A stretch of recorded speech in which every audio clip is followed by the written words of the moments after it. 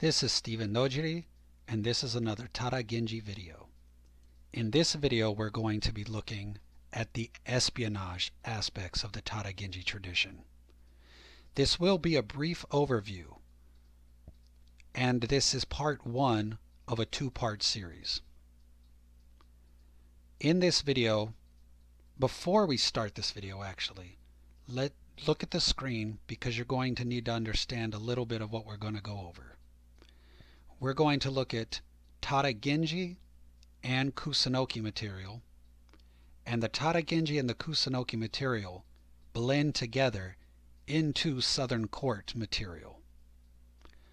We will also take a look at the Shotoku Jingunden, which goes back and forth with the Kusunoki tradition.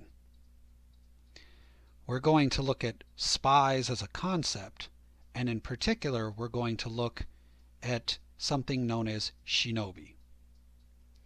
Now, the main sources of this material comes from Chinese text and Imperial Shinto teachings. So let's look at those sources first. When it comes to the Chinese text, the two documents which are essentially the source of most of the material is the document known as the Six Secret Teachings and Sun Tzu's Tactics, more commonly just referred to as the Art of War. The Six Secret Teachings has a huge influence on the Tada material and the Kusunoki material. Sun Tzu's Tactics has a solid influence overall, just in general. Now, the Imperial and Shinto aspects. This is quite complicated and long, but for this video we're going to look at Emperor Jimmu's fisherman spy, and we're going to look at that spy's covert operations briefly, both ritual and military operations.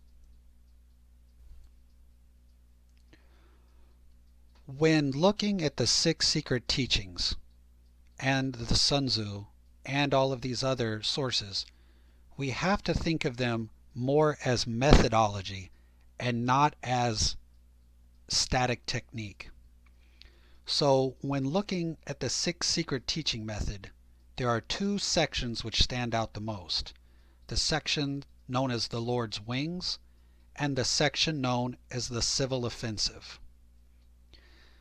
As I said earlier, the Tada Genji and the Kusunoki tradition rely heavily on these two sections and the method presented in these two sections. Essentially, it's about establishing secret cells within enemy territory and then using said methods to slowly, without open warfare, eliminate key figures and control the enemy, shifting the goals and movements over time. This video is not going to go over what is expressed in the Lord's Wings and the Civil Offensive, but if you, the listener, are curious, then get a copy of the Six Secret Teachings and read the Lord's Wings and the Civil Offensive. The Sun Tzu Tactics, or the Art of War. This method is based around 5 types of spies. And this 5 types of spies is present in samurai warfare. But we see different versions of these 5 types of spies, 4 types of spies, 6 types of spies, etc., over the years and centuries through various branches of tradition, etc. However, the usual pattern is the 5 types of spy from the Sun Tzu, and very often there's an additional 6th spy added based on whichever tradition you're following. So, the Six Secret Teachings teaches a methodology essentially known as the Civil Offensive, and the Lord's Wings sort of going with the Civil Offensive, and the Art of War has a methodology known as the 5 types of spies. Now these two, while they are two different teachings, they are not mutually exclusive, and you will see that these two different methodologies are often combined into one espionage methodology. Now, let us take a moment to look at the word shinobi. Originally, the word shinobi appears to refer to anyone covertly sneaking into enemy territory, usually for the purpose of arson or intelligence gathering. So, gathering intelligence, arson, battle disruption, things like that. The key point here was that they covertly entered the enemy territory, thus getting the word shinobi. However, in the 1400s, we see the use of shinobi being applied to the concept of spy, and we see 5 types of shinobi become part of these traditions. And if you remember earlier in the video, I said that oftentimes the 5 types of spies will come with an addendum spy, a 6th type of spy. So we see this take place as well. So from the 1400s onwards, we see 6 types of shinobi become the standard because the 6th type of spy is included. Remember what I said earlier, we see these methods running concurrently. 6 secret teachings and Sun Tzu's tactics, taught independently, being used together or being used concurrently, either being used at parallel or being intermingled.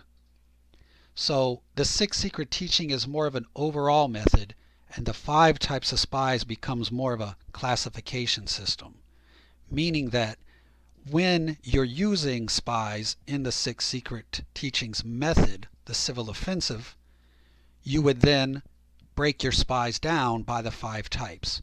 At that being an example of how these two are 2 different methods, but they can either run parallel or they can run intermingled. Let's use this example. Kusunoki-ryu has 6 types of shinobi. That's the 5 types of spies plus a unique one added by the Kusunoki tradition. But the Kusunoki tradition also teaches something known as the 7-part conspiracy. That 7-part conspiracy is absolutely based on the 6 secret teachings method. So here, within the Kusunoki tradition, we see both the Sun Tzu and the 6 secret teachings methods being used at the same time together.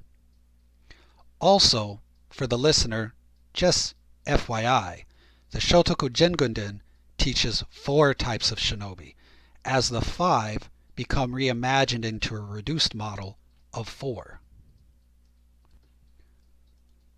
Now that we've looked at the Chinese or the aspects of espionage with the Chinese origin, let's take a moment to look at the Imperial Material, or the sort of Shinto or native Japanese material. So prior to the import of the Chinese text in the 700s, so remember, these Chinese texts were brought over originally for rank and file army. Before the samurai, Japan had a rank and file army. It did not work out. Economically, socially, it fell apart, and this is why we ultimately get the samurai. But these were brought over, these Chinese teachings were brought over initially for the rank and file armies. So prior to that, the Jingunden also teaches an additional origin of some espionage. This is not in conflict with the Chinese method. It is an additional source of espionage. Emperor Jimmu had a spy and scout that worked for him. This scout spy was a fisherman that entered the emperor's service near the beginning of his campaign. This fisherman turned scout spy was responsible for many operations, but let's look at 3 key things. For the sake of this video, we're just going to look at 3 key things. First, he was responsible for stealing a special dirt from a guarded site. Now this is a complicated story, But for the sake of this video, there was a ritual magic that needed to take place, and it required dirt from a special location that was deep in enemy territory, where the enemies have it's well guarded.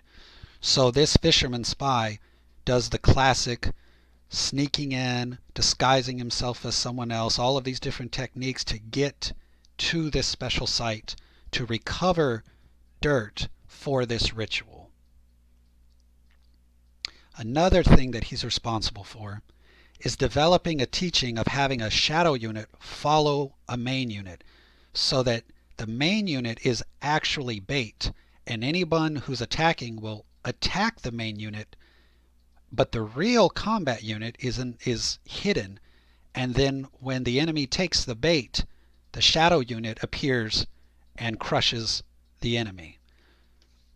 So the force is split into a sort of bait unit, and which appears as the main unit, and this sort of ambush unit which goes along in the shadows, so that again when the enemy ambushes the main unit, that's actually bait, and the real unit is the shadow unit, which then destroys the attacking enemy. This was developed by this fisherman. The third aspect we want to cover is the idea of covering the battlefield in smoke.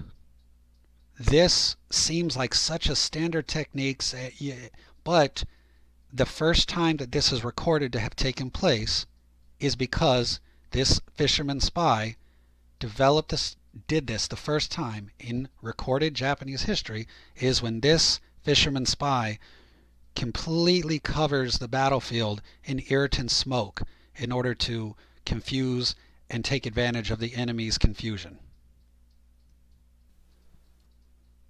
So as I just said, the technique of smoking up the battlefield and the technique of splitting soldiers into a main bait unit and a shadow unit, these continue to be mainline techniques in the Tada Genji tradition and in the Kusunoki tradition. We even see these two techniques evolve into smaller applications of not smoking out an entire battlefield, but smoking out an entire house. It's a technique known as the mudra of tears, or also known as the mudra of mist. And we see this initially applied to the battlefield, but over time we see it get applied to people who are, for example, hiding out in a house, and so the technique to simply just completely cover them in smoke and irritant, even passed down even. So it's interesting how we can see it historically used on a battlefield, and then we see it as it goes with the tradition. As you look at the documents for different time periods, you can see how this technique sort of dwindles down, and becomes something as simple as just smoking somebody's house out. Also, the technique of the the bait unit and the shadow unit, we also see that simplified down to where a samurai will walk in the shadows while the samurai's attendant walks in the open area, so that the idea would be that someone would attack the attendant, believing perhaps the attendant is their target being the samurai himself. He would actually be off behind the bushes, in the shadows, etc. And the idea would be that the attendant is bait, and he will attack whoever attacks the attendant. So here we see two battlefield techniques that over the centuries get reduced down even to just individual techniques. So let's wrap this up and look at the key aspects. So, key aspects found in the 6 secret teachings in the Sun Tzu. Older Shinto Imperial Material is retained and blended into the Chinese material. So again, this is not Chinese material versus Imperial Shinto, sort of native Japanese material.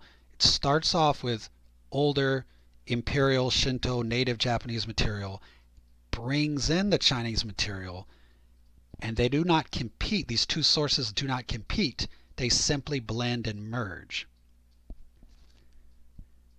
Key aspects of this espionage are intel gathering, of course, counter-intel operations, of course, psychological manipulation of key players, absolutely, and esoteric instructions. And that is it for this video. As always, these videos are meant to be brief, and they are meant to inspire you or to give you a starting off point. The material in this video is copywritten by me, so please do not steal this material. Please do not take it. Please do not copy it. Again, I hope it inspires you. I hope that it sets you off on your own investigations and explorations, but please be respectful.